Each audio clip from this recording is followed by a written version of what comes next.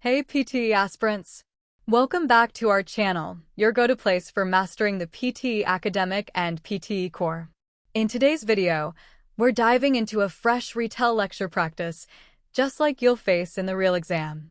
I'll play the lecture first, and then you'll hear the perfect model response, so you can boost your fluency, content, and pronunciation scores.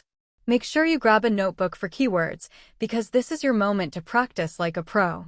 And hey, before we dive in, hit that subscribe button so you never miss a single practice session that could make all the difference in your PTE results. The science of habit formation. Why is it so hard to break a bad habit, yet so difficult to start a healthy one? According to behavioral neuroscience, habits are governed by a neurological loop consisting of three parts: a cue, a routine, and a reward. The cue is a trigger that tells your brain to go into automatic mode. The routine is the behavior itself, and the reward is the dopamine hit that reinforces the loop. Over time, this cycle becomes physically wired into the basal ganglia of the brain. To change a habit, scientists suggest you shouldn't try to extinguish the craving altogether. Instead, you should keep the same cue and the same reward but insert a new, healthier routine in the middle. This process, known as habit reversal, leverages the brain's neuroplasticity to create lasting behavioral change without relying solely on willpower.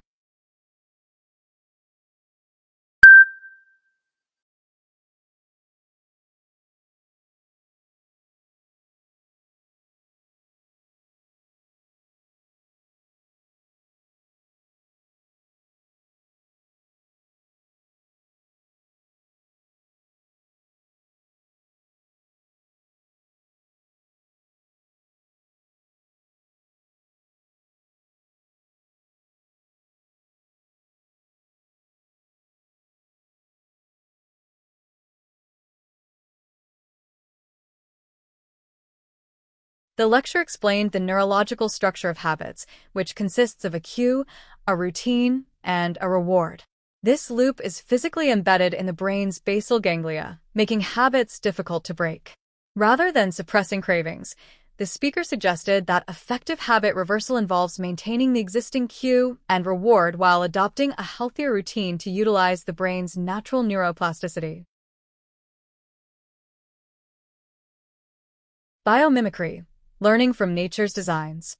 Engineers are increasingly looking at the natural world for inspiration to solve complex human problems, a field known as biomimicry. Nature has had billions of years to refine its designs through evolution, often finding the most efficient and sustainable solutions. For example, the streamlined shape of the Japanese Shinkansen bullet train was modeled after the beak of the kingfisher bird to reduce noise and energy consumption. Similarly, the design of modern wind turbine blades has been influenced by the aerodynamic bumps on the flippers of humpback whales, which allow for better lift and reduced drag.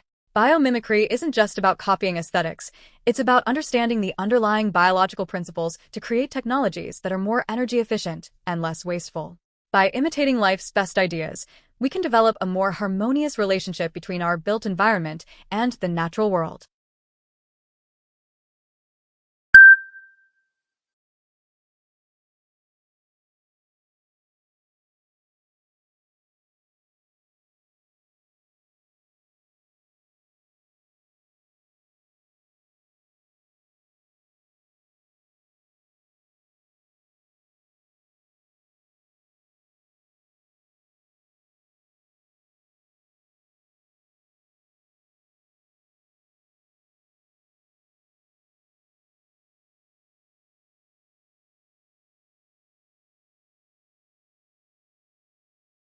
The speaker discussed biomimicry, where engineers use nature's evolutionary designs to solve modern technological challenges. By imitating biological structures, such as kingfisher beaks for trains or whale flippers for turbines, designers can significantly improve efficiency and sustainability. The lecture concluded that understanding these natural principles allows for the development of innovative technologies that are both energy efficient and compatible with the environment. The ethics of AI in medical diagnosis. Artificial intelligence is revolutionizing healthcare by identifying diseases in medical images with a speed and accuracy that often surpasses human doctors. However, this transition introduces significant ethical dilemmas, most notably the black box problem. While an AI can flag a tumor on a scan, it often cannot explain how it reached that conclusion. This lack of transparency makes it difficult for doctors to verify the results or take responsibility if a mistake occurs. Furthermore, there is the issue of algorithmic bias. If the data used to train the AI isn't diverse, the system may be less accurate for certain demographic groups. While AI is an incredible tool for efficiency, it lacks the human touch, the empathy, and cultural understanding required for holistic patient care. Therefore, AI should be viewed as an assistant to augment, rather than replace, human expertise in the medical field.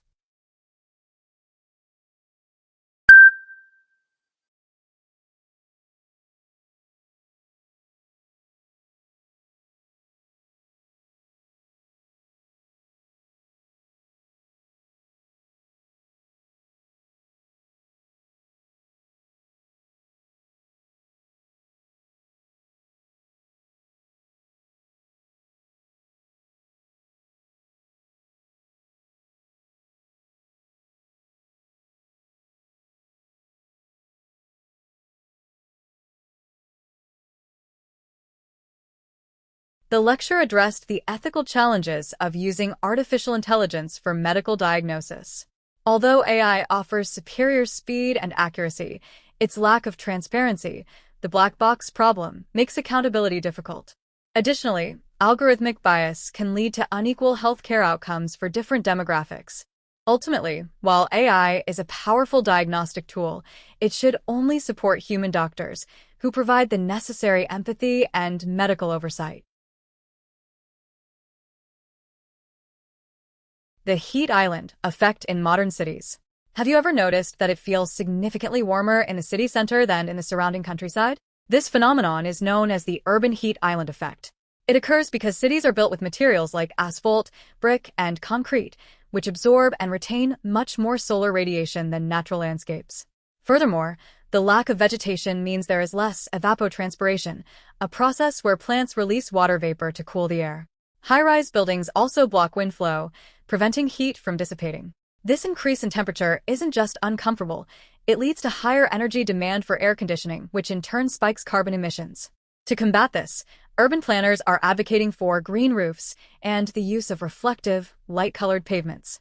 By reintroducing nature into the city, we can lower temperatures and improve the overall livability of urban environments.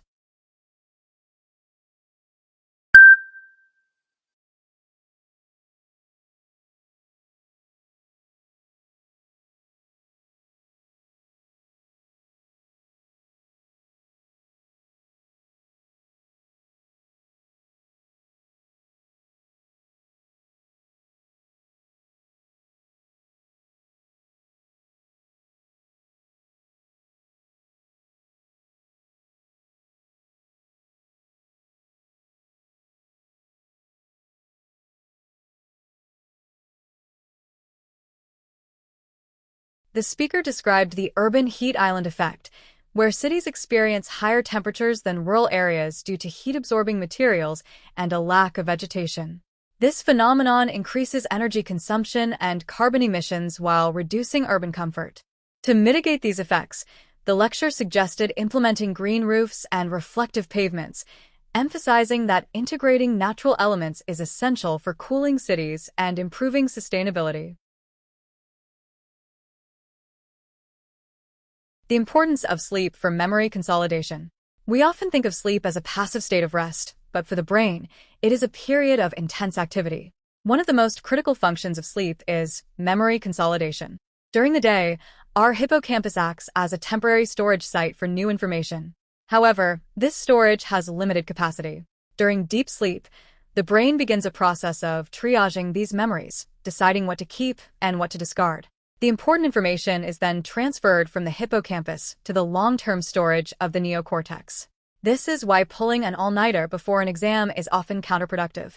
Without sleep, the brain cannot effectively cement what it has learned.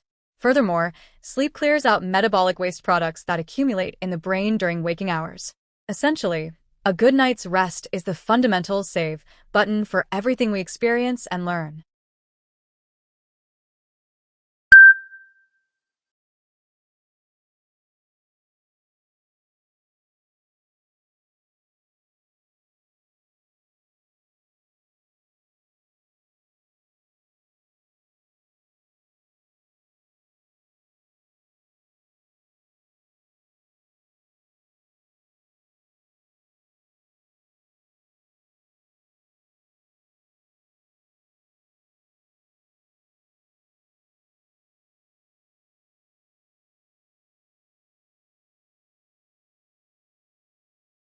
The lecture highlighted that sleep is an active process essential for memory consolidation.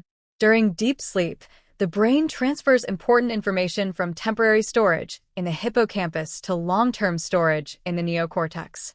Additionally, sleep serves as a biological cleaning mechanism for the brain. The speaker concluded that skipping sleep hinders learning, as rest is necessary to effectively preserve new knowledge and experiences. If you found this practice useful, don't forget to hit that like button. It really helps more learners find us. And for daily PTE tips, model answers, and prediction topics, subscribe and turn on the bell so you never miss a lesson. Comment below with your score goal, and I'll share a personalized study tip for you. Until next time, keep practicing and keep aiming higher. You've got this.